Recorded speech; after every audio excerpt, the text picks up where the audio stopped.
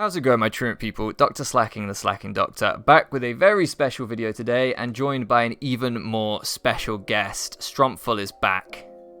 Hello, I'm back. Back like I never left. He's very special. Today we're doing something a bit different. Basically, Owl is returning, and I might be or uploading some of my Owl games. And I decided that the best thing to do would be to introduce you guys to Owl. It's a for those of you that don't know, it's a team league where you play 3 coaches on the same team, and it's kind of best 2 out of 3 wins the week. Eric and myself and another Swede who will remain nameless for now, all teamed up last season and actually brought home the championship. So I thought something really fun to do before posting some Owl games this season would be for Eric and I to react to our finals battles, so you guys could see, us winning the championship, and we'll get a bit of that on the channel. I thought that'd be fun. So first up, we've got my game versus Jack, and Eric's going to kind of react to this, as obviously my memory of it would be better than his, so he's going to kind of react to it and offer his thoughts on the game as it plays through. Do you want to say a little bit about Jack as well before we get into this, Eric, because you probably know him slightly better than me?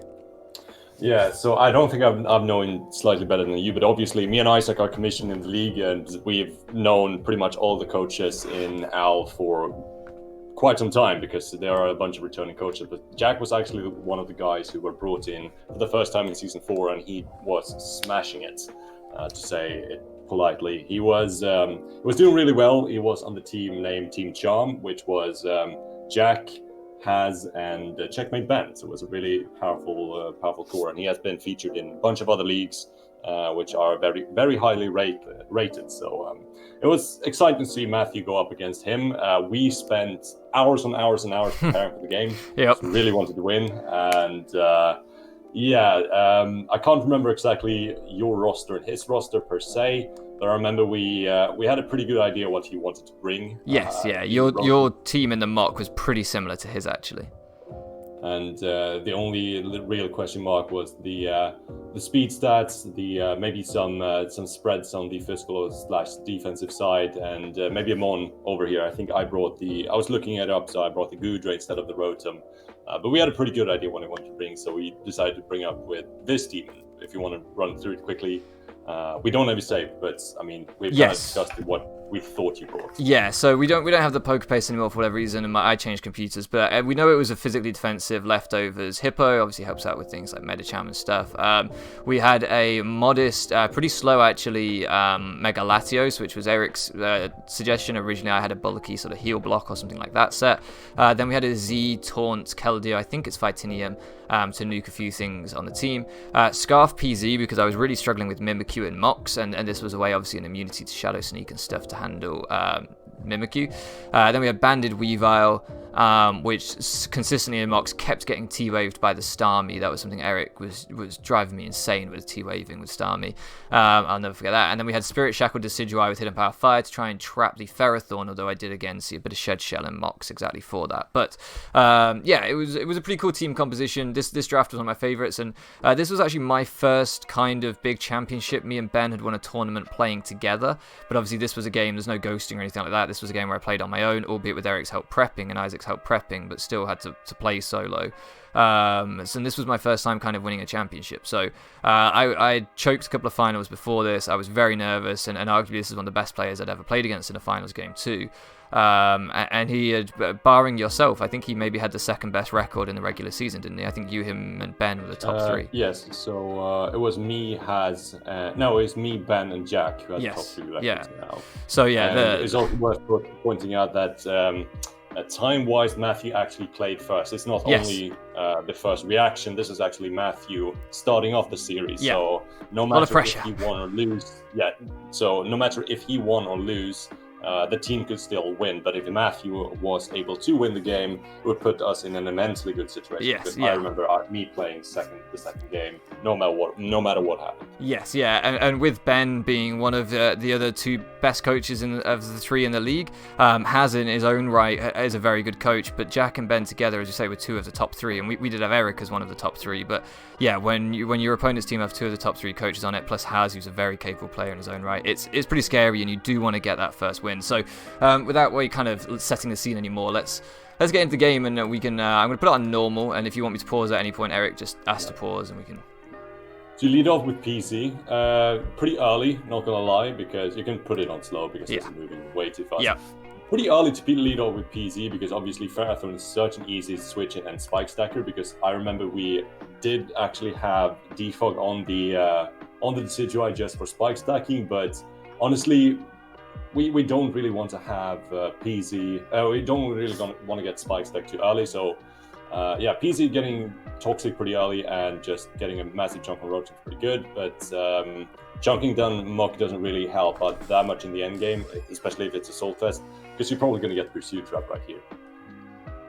Yeah, exactly, and it's that kind of, I don't know, me risking my wink on early on to try and apply some offensive pressure, maybe a little bit reckless, but we'll see how it plays out.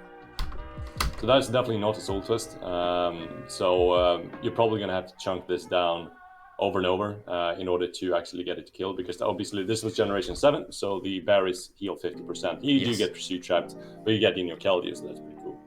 And you doubled right into Weavile, predicting the Starmie. I think you were very much expecting Starmie come in after all the mocks we did. Yes, yeah. Keldeo kind of being walled a little bit by Starmie, and Alola Muck not wanting to take a Z move from my Keldeo potentially, and me not wanting to bring Weavile hard in on the Starmie and take a Hydro Pump, or even worse, a T-Wave, made me feel like I've got to be aggressive in this early game, especially with my PZ being down to about 50. Mm-hmm. And just fire off a knockoff. It is cool to berry, and it almost dies, which is kind of funny. And you do get T-Waved, so pretty unfortunate. But getting that massive hit on Starmie really means that it can't switch in on Keldeo anymore. And Keldeo is looking fantastic right now because Rotom is chunked, Starmie is chunked, Mimikyu doesn't want to get its disguise busted, Muck is just above its berry range, and you just got a massive hit on Medicham as well. Yeah. This Medicham is like max physically defensive in order to take that little from a banded knockoff. Banded knockoff, yeah, exactly. So that kind of shows us a little bit about the Medicham set early, and Weavile's done its job of applying a ton of pressure early game. And now we're just going to get sand up as well and start chipping away at my opponent's team, which is nice. And I mean, I kind of like the fact it's like a double-edged sword, him being max physically defensive, because obviously Weavile is not really doing that much, but the thing is, Weavile was already paralyzed. It's not that big of a deal, and now Hippowdon can actually wall it much easier. Yes. Which is really good, because it's not going to do as much damage. Yeah, it needs to be some kind of bulk up variant, and I do have Whirlwind on the Hippo, so that's nice too. And we tried to trap the Ferrothorn right away. At least you did. There's something interesting here, as you see no leftovers on the Ferrothorn. It kind of starts to suggest, maybe what could this thing's item be in this kind of a matchup? Is it going to be some sort of berry or something? But you'll see here it's actually the Shed Shell, as he's able to withdraw despite me having clicked Spirit Shackle. And of course, you're going to click Spirit Shackle again. It's interesting. I don't even think it was hidden Power Fire. I think it was maybe you're right. Spirit Shackle route.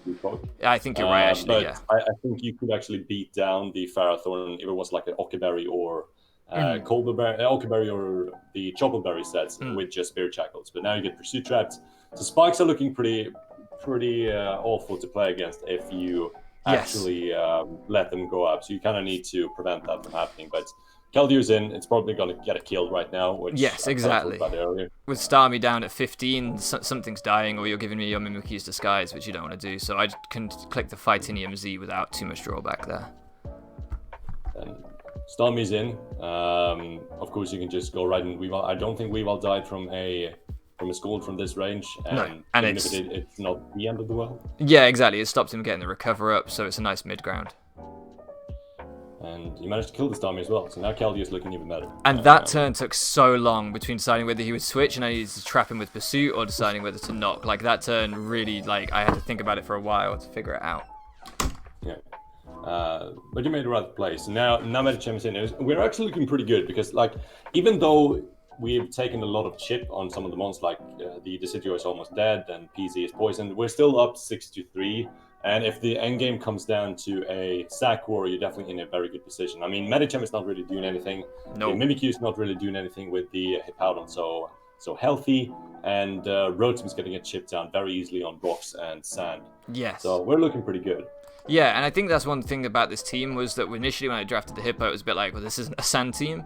But what I found throughout the season is just Sand chipping things down with an offense team. Like, if you look at this team, I've kind of got 4 really good offensive breakers with Keldeo, Megalati, Weavile, and Porygon Z. That plus Hazards plus Sand meant that if I kept on the front foot in games, it was very hard for teams to kind of counter that. Yeah. Yeah, Roadsman's in. Weavile is a pretty decent sack. I mean, what are you saving Weavile for at this point? Yeah, it's slower than pretty much everything on the team, barring the Ferrothorn, which I'm not doing all that much to anyway. Yeah.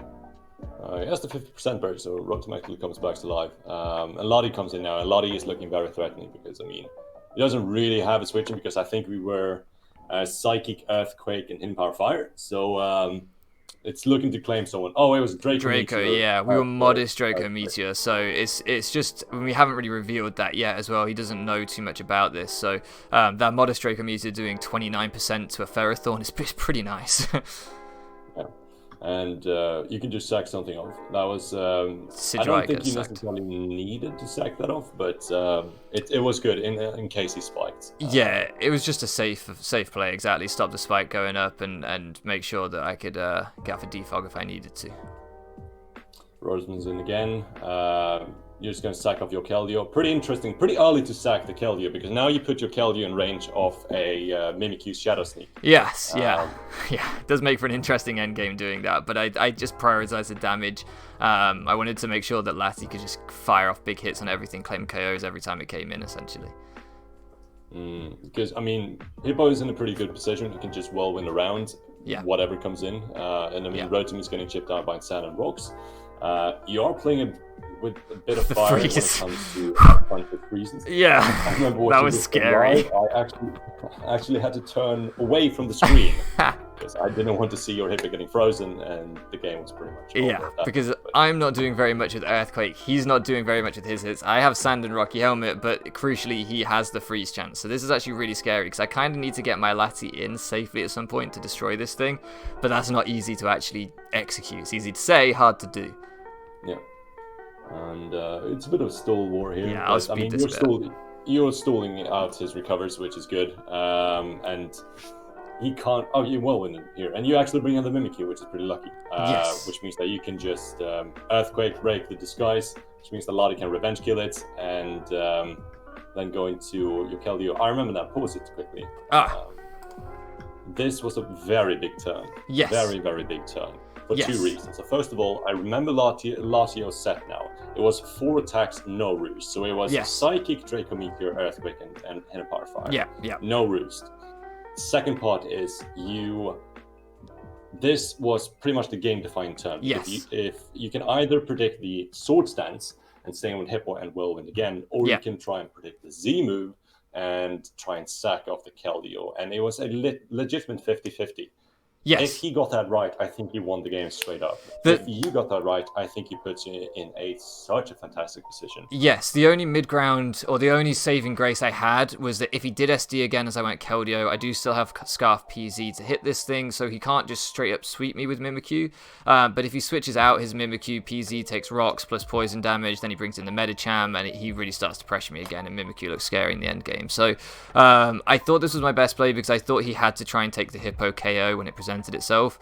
I thought that was his best play, and so, you know, in kind of keeping with that, I thought my best play was to try and predict the Z move. But as you say, legitimately tough 50-50. They were my reasons for making the call I did, and as you can see, thank goodness it pays off as we burn the Z move there, and Hippo now walls this thing.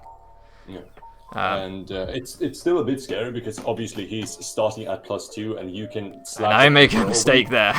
I should have whirlwinded there. That was a misplay. You should have whirlwinded, but I get why you did it. Yes. Obviously, if you end up whirlwinding on a +2 player off, that might put you in a very hard position if Medicham gets whirlwinded in. Yes. Very difficult. You don't really have anything to slack off on. And worst case scenario, I did still get a little bit of sand chip. He's going to have to take rocks chip, and I can still whirlwind him the next turn, which I'm going to have to be forced to do at this point. Because even if the Rotom came in, I'm still not in the best position because he can potentially, I have to then call whether he Volt switches predicting my Keldeo or whether he pumps predicting the Hippo to stay in. So the whirlwind doesn't ever get me a great matchup here. But as you can see, that +4 play rough doesn't do too much still. Doesn't do anything. You get Medicham, which is pretty much the perfect mon to get in. Yes. Because obviously you're playing with freezes again. Yeah. That was a bit hasty. I think trying to get the damage off on Medicham. Yeah, I just wanted to speed up this end game at this point, because as you say, I was so scared of a freeze. I was like, let me just start getting KOs. Like, I don't want freezes. I don't want him being able to have like fake out pressure and stuff with his Medicham. I just want to get my KOs as early as possible. So, yeah, that's why I make those plays, as he reveals to have the bullet punch rather than fake out. I think if he had, no, I still don't think he could have. He could have won that.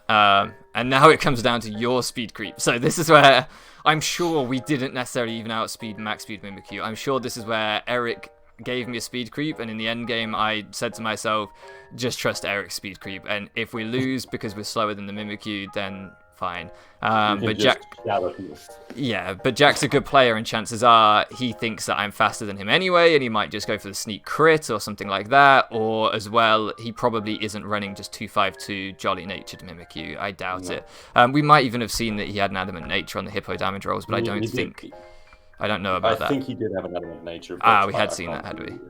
Okay. I think, yeah. I'm unsure about that one. Yes, yeah. But yeah, so anyway, we were able to bring in Lati and just able to pick up the KO with the modest sidekick. Tough game. Watching it back, 1-0, like that was intense. I made some good plays, but I definitely also made some hasty plays.